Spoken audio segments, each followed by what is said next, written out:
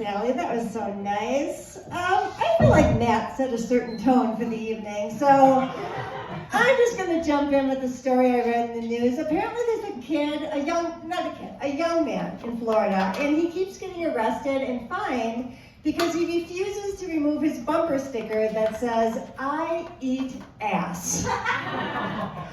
And a reporter asked him, like, dude, why are you so insistent on getting this message out to the world? And he said, and I quote, "Because I want to be the voice of my generation." Now, yeah, I'm not of that generation. I don't mean to cast aspersions. I'm not going to judge this person. But I feel like I have to say, if you're listening to this man's message, bacteria is not just a boomer conspiracy, okay? Some things are real, okay? But also I get it, like every generation has their thing. I mean, my grandparents used to swallow goldfish, right? My parents smoked. Every generation is putting something in their mouths that they really shouldn't. When I was in high school, it was my geometry teacher, so it's okay, it was the 80s.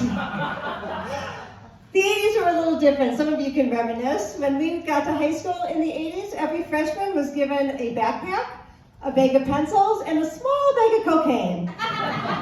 We were expected to stay thin somehow. Now everything's changed since then. I've walked a long way from those days. In fact, I recently quit drinking. Thank you. It's been a struggle, but actually tonight I am celebrating 2 hours. So, thank you. If anybody wants to buy me a shot to celebrate, I'm game. No, that's not true. I have stopped drinking a little bit, just not enough to realize just how ubiquitous alcohol is in our society. Because people are always asking, like, what are you drinking? Can I get you a drink? And I have to be like, yeah, no, thank you. Thanks, but I am no longer fun. I used to be fun, and then I had kids. I'm not saying my kids made me not fun, but I'll put it this way. When I was having my kids, the common advice was don't try to be your kid's friend. They don't need you to be their friend. And honestly, when I heard that, I felt so relieved because my friends are cool. And I mean, I'm not saying my kids are not cool, but okay, side-by-side comparison, my friends have never once screamed that they were being kidnapped when I tried to get them to leave a store. So, advantage friends, you gotta say that.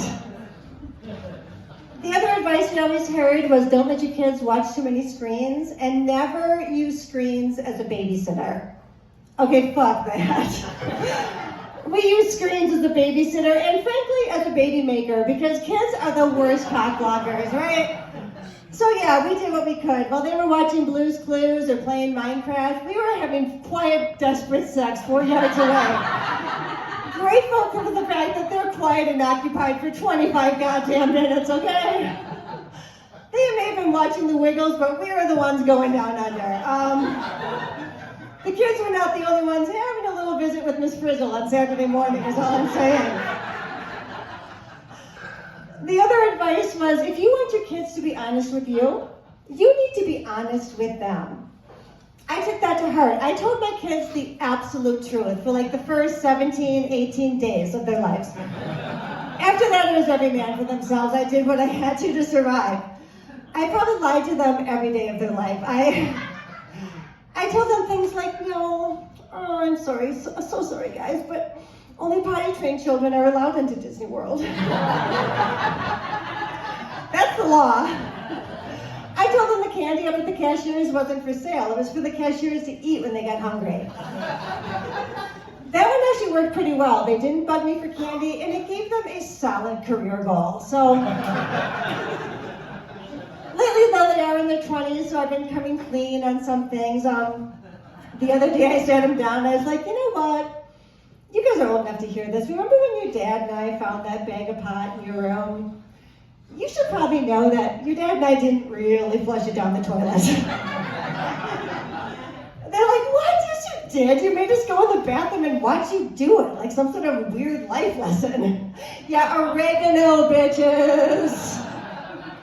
There's your life lesson. You should have learned to cook. asked me more questions. I had to confess things like, okay, the time they heard me yelling out, oh God, oh God, oh God, and their dad told them that I was saying my prayers, that was half true, okay? I wasn't saying my prayers, but I was on my knees and probably seeing God. So my kids and I are avoiding eye contact these days. Now, what else is new? Oh, apparently coyotes are making a comeback in Madison. Have you read about this? My neighbor came up to me really upset, and he's like, oh my God, aren't you worried about coyotes in the neighborhood because you've got those 2 little dogs? And I was like, yeah, I have those 2 little dogs, but I'm not really worried because one of those dogs we don't like very much. So we just send her out first, and then if she comes back, our good girl can go out. He looked at me like I was a monster, but honestly, in every family I know that has more than 1 dog, there's like 1 dog that everyone in the family loves. And then there's the second dog, right, that's just kind of there with its big dumb face and its stupid tail, in case the good dog needs a transplant or something, I don't know.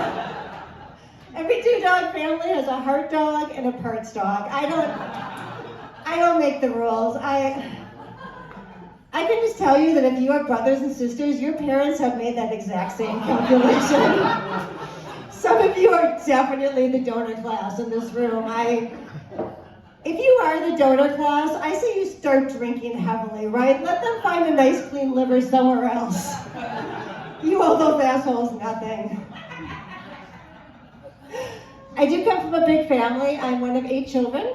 Wow. Yeah, that is, wow, is right. That's like at least 6.5 too many children. We had 8 children, 1 bathroom, 5 girls, for a total of 6 synced up cycles. Yeah, it was like my parents' only hobby was having sex, and God's only hobby was making sure they regretted that. Which is my roundabout way of saying, I was raised Catholic. I was raised Catholic. I had 12 years of Catholic school, and now I am an atheist with 2 divorces. Yeah, thank you. I am 1 abortion away from a fuck the Pope trifecta. I am divorced. I don't talk about my ex-husband too much, but I will say that one thing he used to do that would drive me crazy is he would do like really douchey things, and then when he got called out, he would say that he was doing them ironically. Ugh, right? The only thing he was doing ironically was being bad at vocabulary, but still. I didn't want to argue, so I'm like, okay, dude, sir, you're super ironic. You're just like that old song. You're like rain on a wedding day. Except he wasn't, because rain on a wedding day probably could have gotten a woman wet. No, I am happily remarried now. Yeah. I feel a little jaded about weddings, though. I honestly think that if you go to a wedding before you hand over your gift, you should be allowed to quiz the couple. Like, are they solid? Are they worthy of your $40 to $75 investment? Are they solid on the basics, right? Like, are they okay on religion? Do they agree on politics? Are they in agreement on what is a reasonable number of blowjobs in a week? You need to lock that down before you get married, because otherwise, one person's going in thinking, I don't know, 4, 5, and the other one's thinking, I was thinking Tuesday, July 23rd. That sounds right to me. You gotta lock that down. That's when you've earned your fondue pot. Now, I am happily married. Now, I've learned a couple things along the way. Like, okay, for example, my husband's big hobby these days is playing his guitar. So my big hobby these days is pretending I want to hear him play his guitar. Which actually is not bad because he's a really good guitar player. And I know how bad things could be because my kids were in band. And I don't know if you've ever experienced this, but listening to an 8-year-old with a trumpet trying to bleed out hot cross buttons for 17 weeks straight is a circle of hell even Dante didn't anticipate. In fact, I have a challenge for you. If any of you were in band, the next time you see your parents, For those of you who are in grade school band, the next time you see your parents, I want you to buy them a car. That's the least they deserve. A nice one, too. I mean that.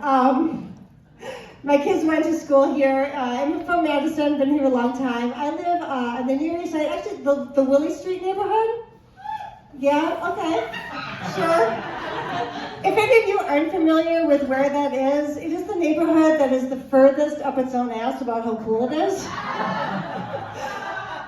And they're progressive, right? But only in the way they want to be progressive. Like, in the neighborhood that I live in, we will 100% honor your pronouns. We just won't honor any proposal that might lower your rent. That's not gonna happen. And my neighbors get so defensive about that. They're like, hey, look, okay, yeah, sure, we bought our houses in 1978 for $11, but still. It is still true that anyone of any socioeconomic background, any ethnicity, they are more than welcome to come into our neighborhood and clean our houses. Just make sure that they're gone by the time we get home, that's all. That's the kind of woke we are. Also in my neighborhood, on every other lawn, they have one of those "in this household we believe" signs. Have you guys seen those? Like, love is love, we believe in the science, all that kind of stuff. That seems a little presumptuous, doesn't it? That sign gets to speak for the whole household. I can't help but think that in some of those households, there's a 9-year-old going, I question the efficacy of these vaccines. Something about that Fauci guy just rubs me the wrong way, I don't know. Also, my neighborhood apparently is addicted to their Nextdoor app. Right? It's awful. It is like a monument to white paranoia and fragility, but I think my favorite types of posts on that are the stranger danger ones, where there's always someone just breathlessly posting like, oh my God, you guys, I had to hustle my child off of the playground because I'm pretty sure that there was some creepo lurking by. Hashtag be safe, hashtag it takes a village. People lose their goddamn minds when they see those posts. They're just like typing back, oh my God, oh, way to trust those instincts, Mama Bear. Okay. A couple of things here. First of all, not every instinct should be trusted. I'm suppressing several right now. I'm pretty sure you all are too. Second, we have to stop calling ourselves Mama Bear. If you were really a Mama Bear, someone would have had to shoot you to get you off that playground. I'm sorry. And finally, I don't know how to say this nicely, but no one's gonna steal your ugly kid, okay? Colton is safe. Colton, there might be a kid out there in danger somewhere or being kidnapped, but Colton ain't it, okay? That kid, he always has the stuffy nose and he spits when he talks. So, look, I'll just put it this way. In my neighborhood, anyone can put out the most janky, broken down dresser on their curb and it's gone in a half hour. I just want to gently suggest that you could safely put out Colton on the curb with a sign around his neck that says free, and I guarantee you he'll be there on garbage day. I'm a call back and quite Hashtag Colton is safe.